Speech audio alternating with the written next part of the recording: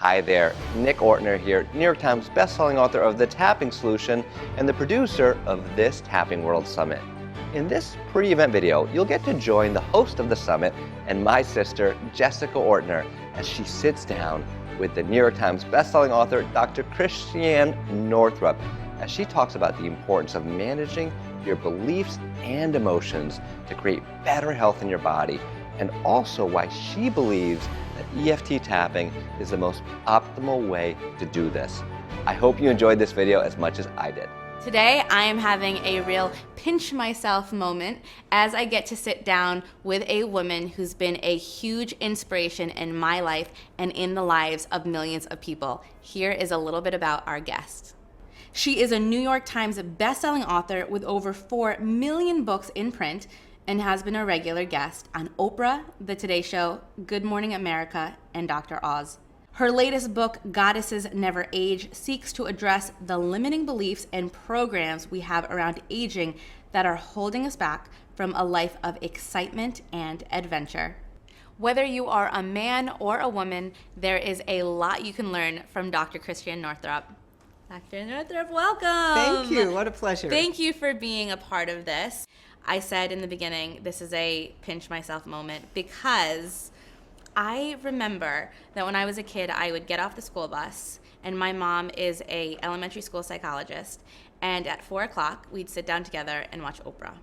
And I remember being 14 years old, coming home from school and watching you on Oprah and being mesmerized. And I remembered it. You know, I watched those shows every day, but I remembered it because you spoke about the female body. You spoke about health in a way that I'd never heard anyone talk about health before. And you were really one of those brave pioneers that started to say, we need to look at our body differently and see that mind-body connection. So I think the best place to start is just to hear about your experience from being in that traditional doctor and when you had that realization that there's more to health than just, you know, these mechanisms in our body. Well, interestingly enough, I grew up in a really health conscious family. So we ate organic food, we composted, we took vitamins, we were called health nuts.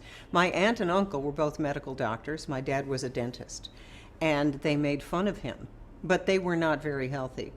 So I grew up, you know, with Thanksgiving being like an American Medical Association meeting, and I loved my family, but I saw both sides of it. Yes. And my dad would say, you can tell the state of someone's health by looking in their mouth.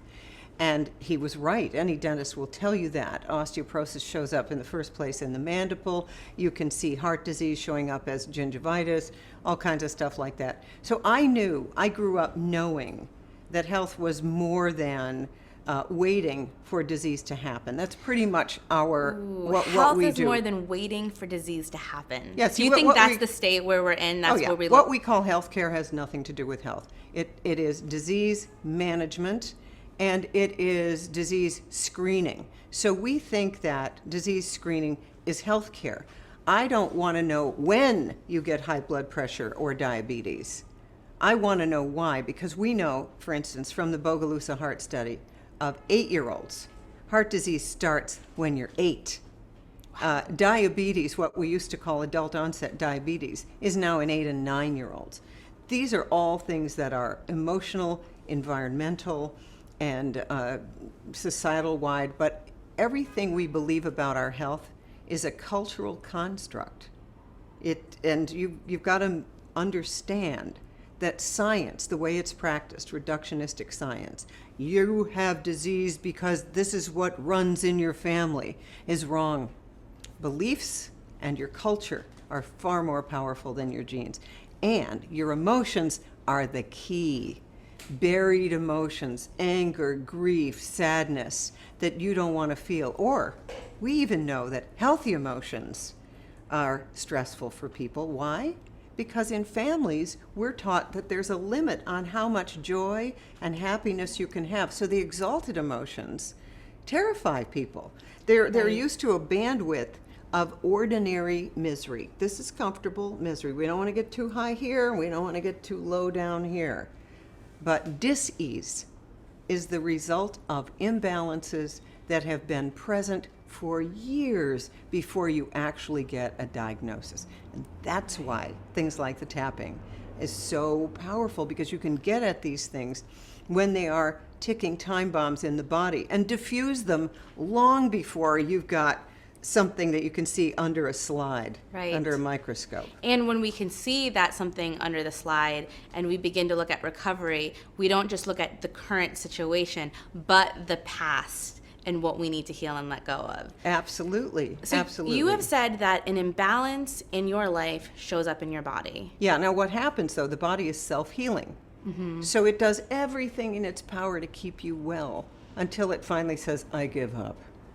But believe me, that little knot in your stomach, the tension headache, the overeating, the insomnia, those things are all the result of imbalances, depression, anxiety, and so why wait? Although heaven knows there's plenty of people who have diagnoses and the mind-body connection helps them enormously. I always say to people, for my whole career, people have said, well, I didn't cause my disease. I'm not responsible for my disease. No, you're not. You didn't cause it with your intellect. You caused it with your life, but it isn't cause and effect. You're responsible to your body. You're responsible to your life, not for your life. And therein lies your power. To me, it's so powerless to feel like, well, I'm just a victim of my genes. There's nothing I can do about it. My mother had it, I will get it, my daughter will get it. That is the essence of powerlessness, because the new science of epigenetics shows that the environment is what determines how a gene will be expressed. And the environment has everything to do with your emotions and then the behavior that stems from those emotions. How do you tell the difference between feeling the power of taking responsibility and going and taking that road of guilt? First of all, everyone usually is going to have to go through guilt and shame, because every culture studied all over the world uses three things to keep their members in line: betrayal, shame, and abandonment. And so when you begin to get healthier or to feel healthy, invariably the childhood wounds from your parents, maybe from your church, from your school, the childhood wounds of shame, betrayal, and abandonment will come up, and you will feel bad about yourself. This exists to keep people in line, and that's the work of Dr. Mario Martinez, the Biocognitive Institute. Right. Yeah. Well, and this is why it's so powerful, because if we have to address these things, to have a structure where we say, okay, this is my safe space to be able to go into this, because there is a lot of fear. A lot of people think, do I really want to look at these things? But it is the path to freedom. Well, one of the things that many people always feel like, oh God, if I let myself go there, if I feel how sad I feel, or if I feel how angry I feel, it will never end. I will go into an abyss. That's the powerlessness of a child. It will never end. And what you find instead is it is the pain that ends the pain. It's the feelings that end the awful feelings. When I do the high intensity training, 20 seconds, full out running as fast as I can. 8 times, I'm done. Right. It's not and like the rest of my life. There's a problem. There's a power, Yeah. not a problem, a power to committing to that. That's right. So I want to hear about your tapping experience, because you've been talking for many years about the connection of mind and body, but it was only until recently that you started to tap. So tell us a bit about that experience. Well, you called me up. So Jessica called me, told me about her new book, Tapping for Weight Loss and Body Confidence. And I thought, tapping, yeah, I'd done the Callahan You heard about techniques, it, and yeah. I'd even done it, and it didn't do much. And then I worked with you. First of all, I was very impressed with the research, the fact that cortisol levels fall very significantly with the tapping. I know that cellular inflammation, the root cause of all chronic degenerative diseases like diabetes, high blood pressure, heart disease, is all caused by inflammation. So the fact that the tapping decreases cortisol, the stress hormones that are running the whole show, that got my attention. Then we started to do it. And I, through the process of tapping, uncovered emotions about food, my weight, and eating that had been buried for a lifetime. Like you, I had been dieting from the age of 12 and still hadn't made peace with the body. It was an absolute crucial turning point for me of understanding how I was still, after all these years, after all these books, after all these diets, still had this at war with the body, and that changed with the tapping. It turned things around in a wonderful way. What do you think is the difference between just talking about a problem compared to tapping?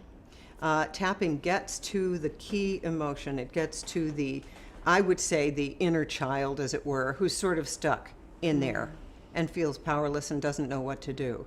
And the tapping takes you out of your left hemisphere, which always thinks that it's driving the bus and is never really driving the bus. It's just trying to solve a problem. It takes you out of that into the physical body, the connections to the right hemisphere, and there are far more connections to the bodily organs from the right hemisphere than there are the left. But the left, which is mostly what education educates, is the left hemisphere. So it takes you out of that for a moment so that you get to the true body wisdom living in the organs, living in the fascia, living in the connective tissue that's been trying to get your attention for years. Right, absolutely. Yeah. And so as someone begins to do the tapping, one of the things that people sometimes become skeptical of is they say, well, how is it that this one technique can work for, say, a headache as well as a back pain? With your experience, are there certain emotions that impact certain parts of the body?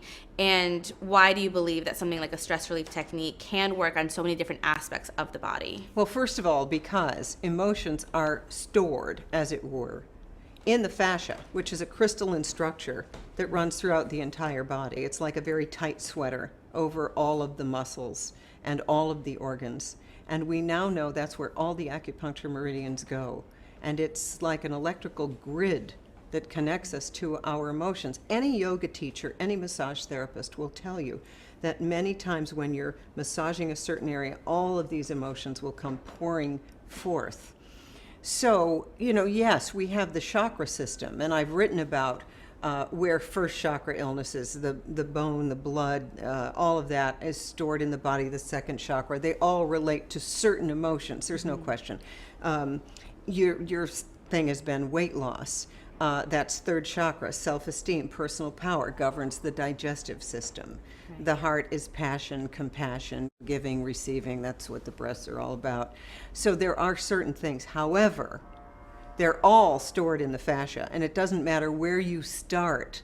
It's like unraveling a thing, and all roads lead to Rome. Yeah, absolutely. Sooner or later. Yeah. Well, what's so interesting too is someone approaches tapping, and maybe they're not focusing on their physical body. They're saying, "I just want to improve my relationship," and suddenly they don't have the back pain anymore. Right. So you had an experience like that years ago with migraines, which I think is a perfect example of how this shows up in someone's life. Oh yes. I had classical migraines. I was even hospitalized at the age of 12 at the Faulkner Hospital in Boston with the world famous John Graham, who was a migraine specialist. I had all the tests, classical migraines, all of it. And then, this is really important. So I go through college, and I'm sophomore in college. I have sophomore slump, badly.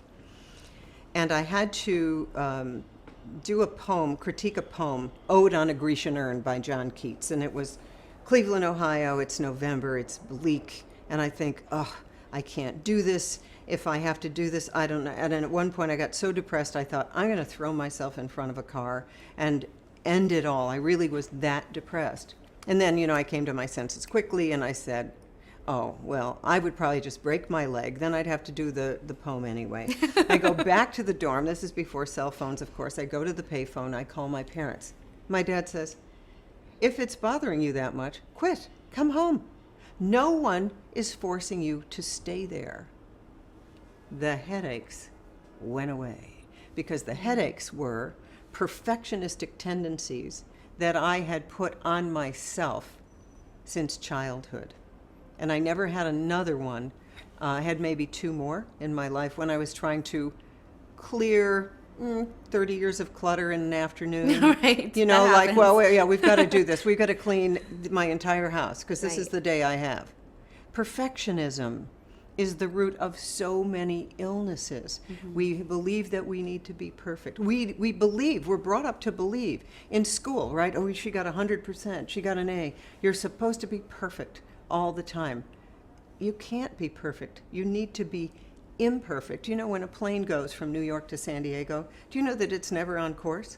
It's just course correcting, and goes here, bring it back. So we're always off course, but in the general vicinity of where we're going. Right. That's how life is. Yeah, and we think that if we put pressure on ourselves, we can change. We think if we could just be mean to ourselves. And I used to be so mean to myself that I prided myself on it. Oh, of I course. thought it made me realistic and down to earth, and just, I prided myself on being hard on myself because I thought that's what achievers do, and it was the very thing that was holding me back. But I had to look at the beliefs, because we can have this logical conversation about beliefs, but we feel beliefs in our body. Oh no, they're not And intellectual. they're not intellectual, and that is why it's so great to do tapping. So I want to talk about beliefs, because Yeah. this is the work that you're doing right now about aging. I find so fascinating. So tell us a little bit about those beliefs and how they impact us emotionally and physically. Okay, cultural portals. These are called what Mario Martinez calls cultural portals, and they're much more powerful than biology. I've seen many, many people who are 80 going on 40. Right. I've also seen 40 going on 80. Yes. So chronologic age and biologic age are completely different, but here are the cultural portals that are so powerful. Teenagers. Oh, you're supposed to start acting like a teenager. Do you know that the entire term teenager and that whole marketing of teenage really didn't come in until they invented the car? Then kids had a way to escape in the car, and then we did the teenager thing. Before that, they were working. One of the things most fascinating to me is retirement age, 65, right? That's when you can sign up for Medicare.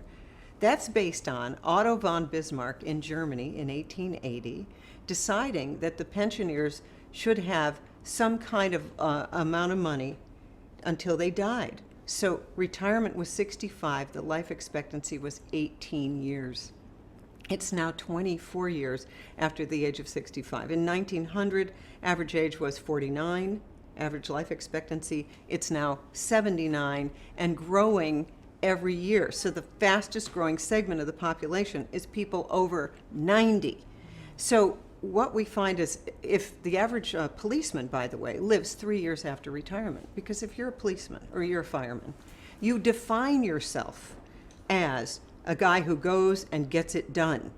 And retire means worthless, no longer living a useful life, and the body just plays out those signals. So just like for women, one of the most awful things is in medicine, all this data that after 35 you're infertile. Not true. Some of that original data was taken from the 1600s, the French Huguenots. So you don't suddenly, oh, I turned 35, guess I'm infertile, never have a baby again. You know, Right. When I was in my training at a Catholic hospital, we had to do hysterectomies to get women to stop having babies. They were, 47, 48, 49. So what you're saying is that just the research, just them knowing about that research is impacting their fertility. Yes, in fact, we co-author each other's biology. Okay, this is why you want to have a tribe of people you hang around with who believe in health. We know that your income is the average of the income of your 5 closest friends. Guess what? Your weight, your health habits they match your 5 closest friends. That's called the new science of sociogenomics. Yeah. So our genes are so impacted with who we hang out with. We're biologic systems. And you know the impact of when someone, you were telling that story to me earlier, of someone when you were 19 saying, you know you're fat. Right. I mean, okay, so that, boom, you can feel that has an instant flood of cortisol and stress hormones and makes you depressed and all the rest of it. So therefore, you want to be really, really careful about who you hang out with. And let's be clear, our culture is incredibly ageist. I go in to I had a new pair of ski boots, new pair of bindings, and I had to get them adjusted at the ski shop. So I go in and they ask me my age, and suddenly they're making adjustments to the ski boots that have nothing to do with my level of expertise in skiing. So I was with my mother at the time, who went to Mount Everest Base Camp at the age of 84, and I said, what are they doing? She said, oh, that's an algorithm that they have. They have to adjust your bindings as though, if you sneeze, you'll fall out of them for liability after the age of 50. So they're just putting that, they're just assuming Well, that at a certain age you're going to fall. Okay, but because that's how all of medicine and all of everything is set up. Instead of looking at the outliers, I always love those graphs, where they show the bone density going down every year. But on all those graphs, there's always someone up here, and someone here. It's like, wait a minute. That 80-year-old has the bone density of a 25-year-old. I want to know what that person is doing. Yeah. And so what we do, gym equipment is set up this way. There's this idea that deterioration is built into the programming. So when I go to the gym for an elliptical trainer, I just put in 40. I also, and Mario Martinez taught me this, I don't give my age. Why? It's not that I care about my age. It's that I don't want anyone's input about my age. Right. And I think this is really toxic for young women who are approaching 34, 35. They haven't met the man of their dreams. They go to the doctor. Well, the clock is ticking, and maybe you're going to want to freeze your eggs. Do you know that conversation alone will make you infertile? I volunteer at this this institution that does free alternative medicine for women with breast cancer. And one of the things that tapping works great with, and two of their biggest problems is insomnia and also constipation. And it's so emotional because what is so interesting is when I speak to them, the insomnia, they think it's the cancer, but didn't start until after the diagnosis. And so what we have to look at are the emotions around that diagnosis, that moment, in order to help them begin to sleep again. So Dr. Northrup, what would you say to someone who says, I was diagnosed with this herniated disc, there it is, I have the x-ray, so this means I'll always be in pain and it will get worse as I age? Okay, this is, if you look at the medical literature, we have studies that show that 40% of normal people have herniated discs or MRI pathology. They're normal, they're healthy, they feel fine. We over-rely on our technology and we under-rely on what's going on in the body.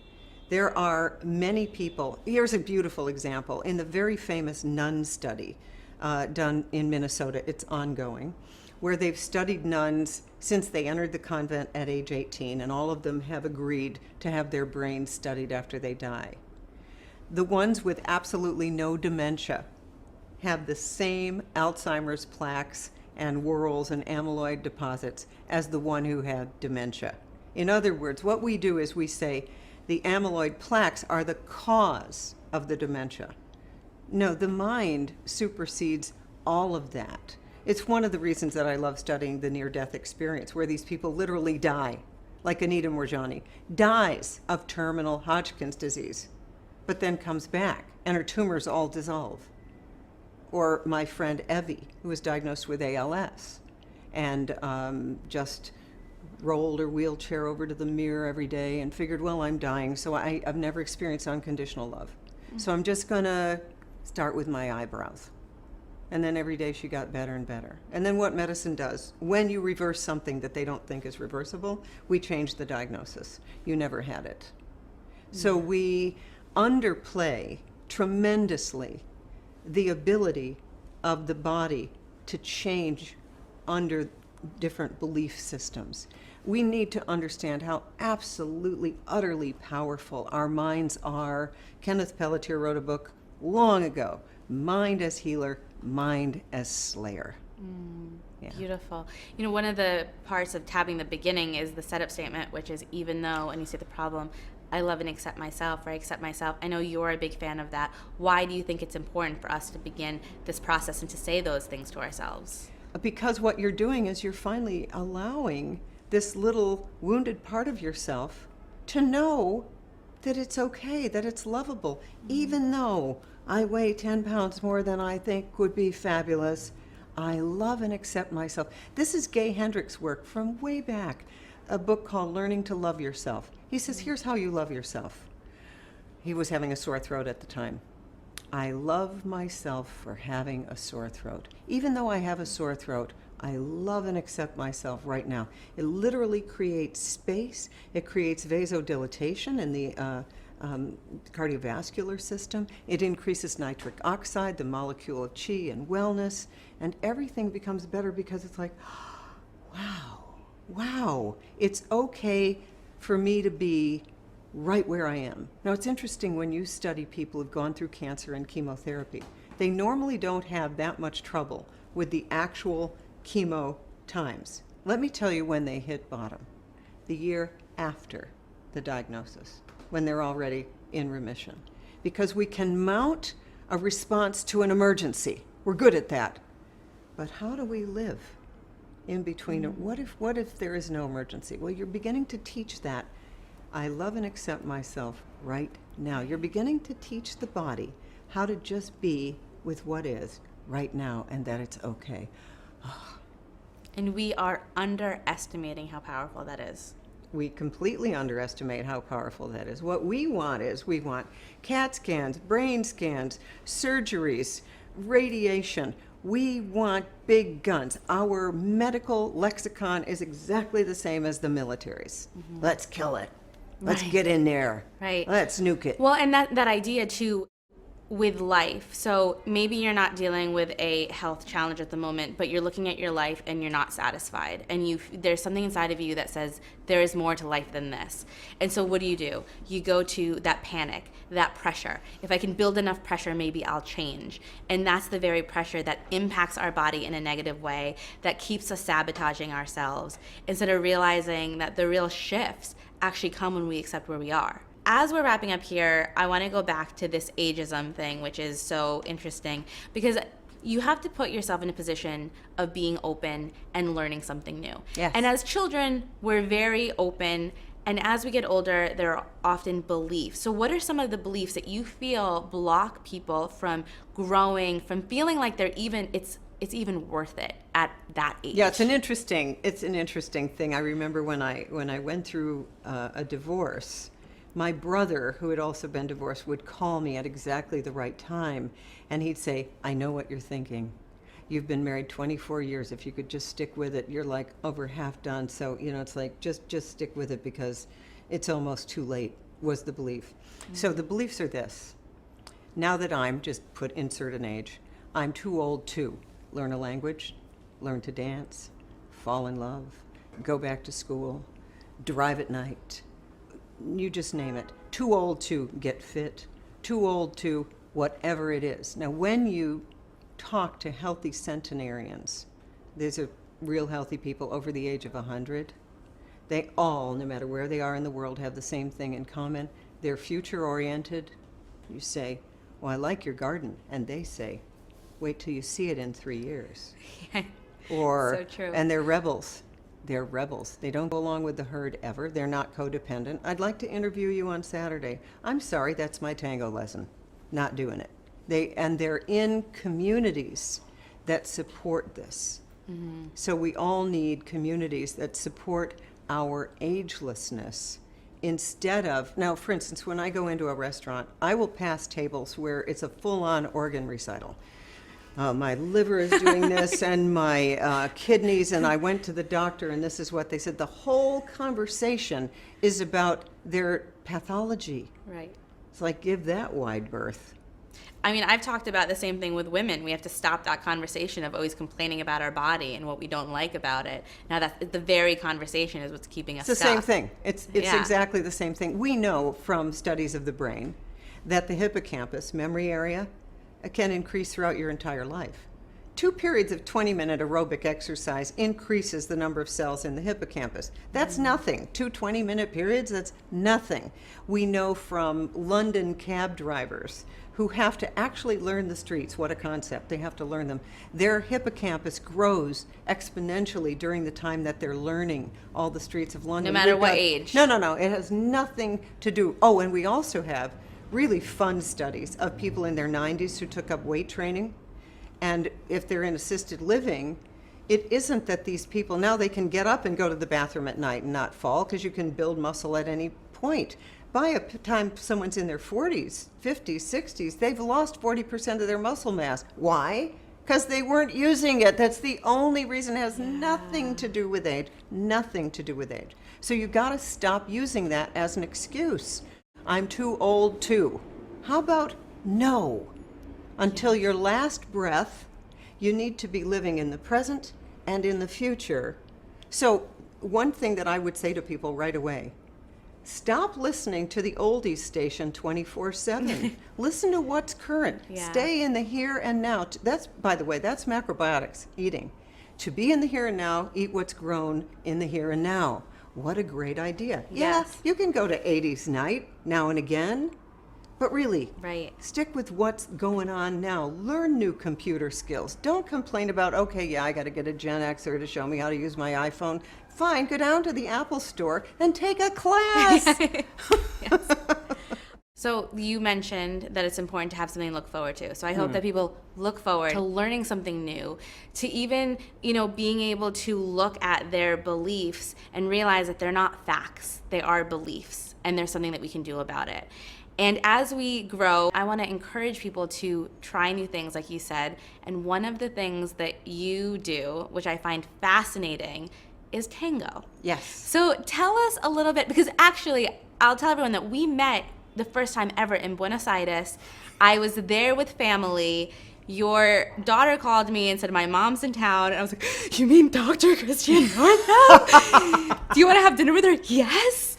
And we had dinner together, and you talked about tango with just such a passion that I was so inspired. So, and it's something that you learned later in life. So Yes.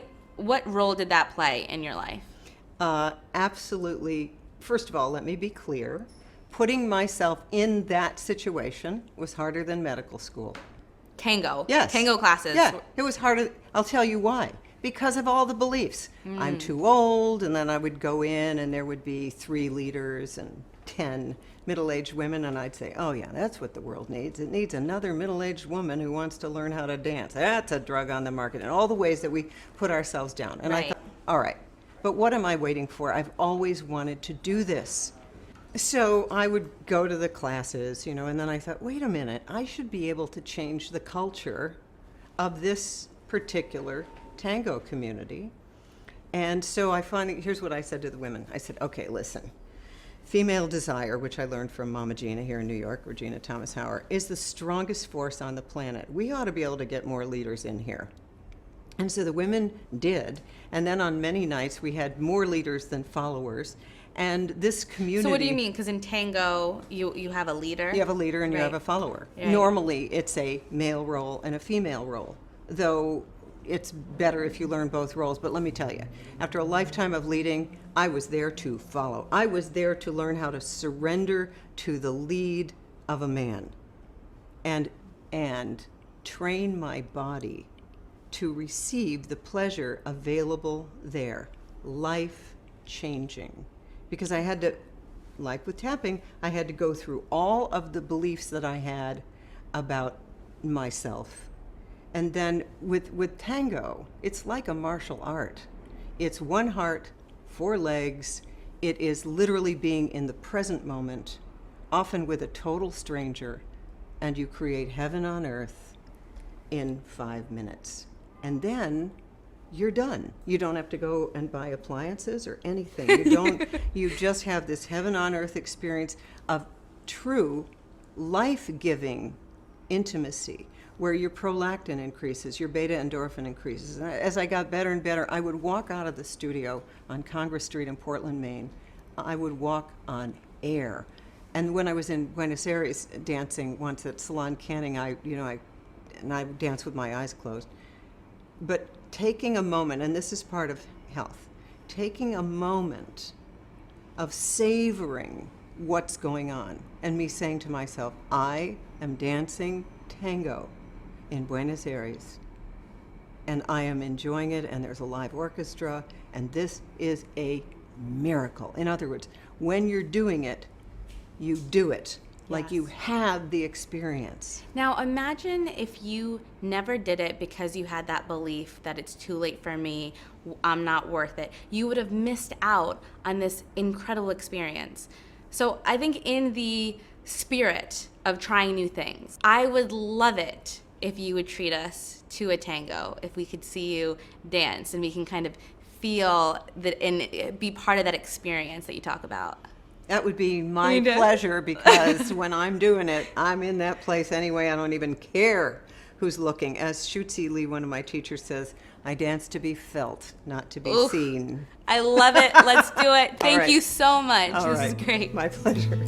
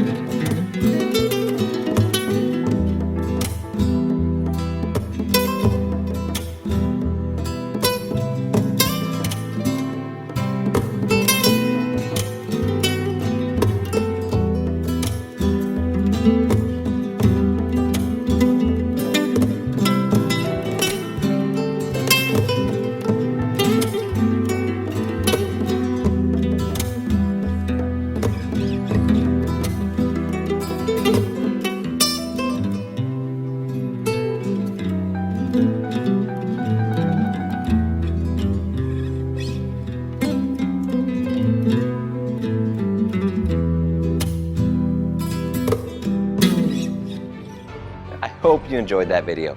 Before you scroll down to leave me your comments, I want to hear your questions, any comments you have about the video. I have two important things for you. Number one, make sure to scroll down past the comments to learn about how to access the Tapping World Summit, and especially how you can get unlimited access to the event. Remember, attending during the 10 days of the online event itself has and always will be free. Over 2 million people have attended this event, but if you want to get unlimited access to the summit presentations, plus the pre-event video series, the bonuses, make sure to upgrade before the event starts. So go ahead and scroll down to take advantage of that now. Number two, make sure to check your inbox to be sure that you receive an email from me, because in a few days I'm going to email you to let you know that the next video in our video series is available.